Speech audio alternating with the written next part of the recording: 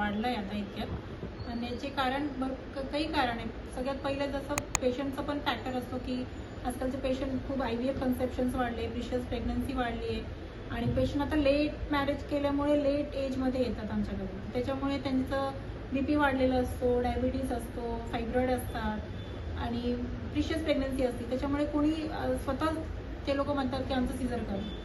ही पहिली गोष्ट. दुसरी गोष्ट, खूप ओबेसिटी वाढलेली आहे, सेडेंटरी लाईफस्टाईल आहे. त्याच्यामुळे पण पेशंट फेलियर ऑफ इंडक्शनचे रेट वाढलेले, बिग बेबीचे केसेस वाढलेले. त्याच्यामुळे पण पेशंट नॉर्मल डिलिव्हरीपेक्षा सिझरकडे जास्त आता इन्सिडेन्स वाढले आहेत.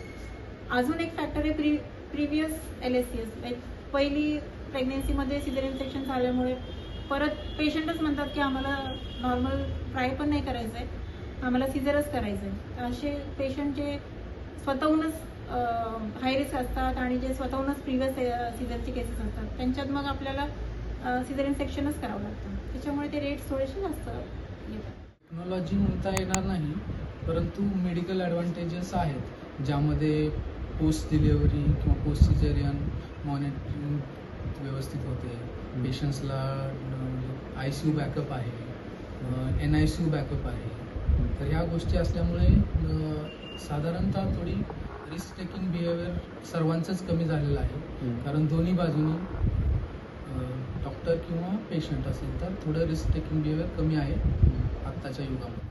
आणि कसं आहे, आता सरकारी दवाखान्यात पण आपल्याला सोनोग्राफी आणि NST हे सगळे जे आता आलेले आहे त्याच्यामुळे पण जर काही समजा CTG मध्ये थोडंही जरी NST मध्ये थोडं जरी बेबीचं आपल्याला फिटल डिस्ट्रेस दिसलं तर आपण लगेच सिझरकडे आपलं डिसिजन देतो.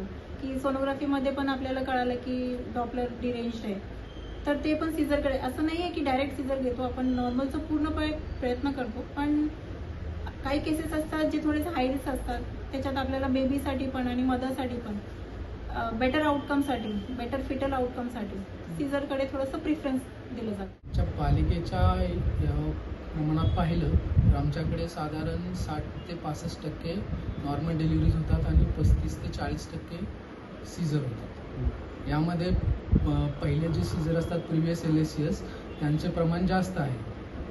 तर आपल्याकडे ज्या सुविधा आहेत त्या सुविधांचा विचार करून आम्ही त्या प्रमाणात डिसिजन घेतो.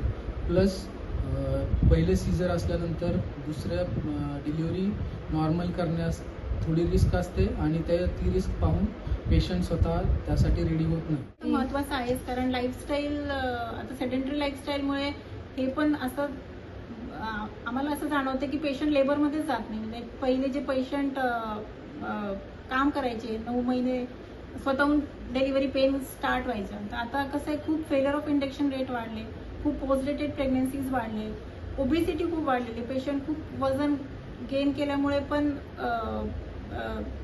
डेट क्रॉस होतात, पोस्ट डेटेड प्रेग्नन्सी होती आणि त्याच्यानंतर मग इंडक्शन केलं, failure of induction, fetal distress, CPDचे रेट्स वाढले. त्याच्यामुळे पण मग सिझरचे रेट्स थोडेसे जास्त होतात.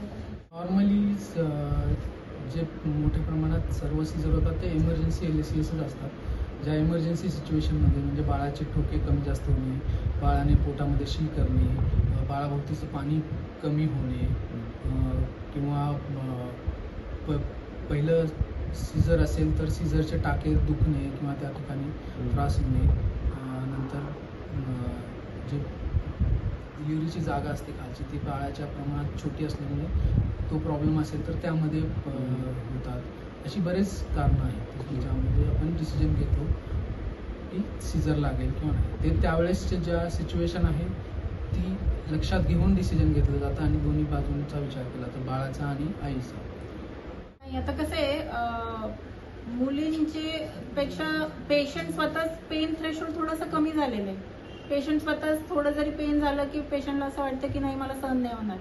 आणि पालकचं पण असं असतं की नाही काही करा, तुम्ही डिलिव्हरी करा, आम्हाला आई आणि माता सुरक्षित पाहिजे. नॉर्मल आणि सिझर यांचं त्यांचं काही हे नसतं की नॉर्मलच करा सिझरच करा, पण आम्हाला दोन्ही माता आणि शिशू चांगले पाहिजे, व्यवस्थित पाहिजे, रिस्क कोणालाच नको असते. त्याच्यामुळे असं पालकांचं असं काही वेगळं नसतं की सिझर नको आहे, नॉर्मल डिलिव्हरी नको आहे. बेबीसाठी की मदरसाठी इंटरेस्टसाठी आपण डिसिजन घेतो, म्हणजे जे काही हे असेल नॉर्मल डिसिजन ते घेतो. इमर्जन्सी टाळता येतील असं नाही सांगता येत, पण वाढवण्यासाठी म्हणून तुम्ही ओबेसिटी डिक्रीज करा, वजन प्रमाणामध्ये ठेवा, हेल्दी डाएट घ्या, एक्झरसाइज, या गोष्टी करून तुम्ही हे करू शकता. परंतु त्याचा आणि डाएट किंवा बाकीच्या सोशल याचा सीझरच्या ह्याच्यावरती आपण परिणाम होतो असं नाही सांगू शकत. किंवा तुम्ही असं केलं तर तुमचं सीझर कमी होईल किंवा तुम्ही असं केलं तर तुमचं नॉर्मल डिलिव्हरी होईल, हे सायंटिफिकली अजून आपण नाही सांगू शकतो.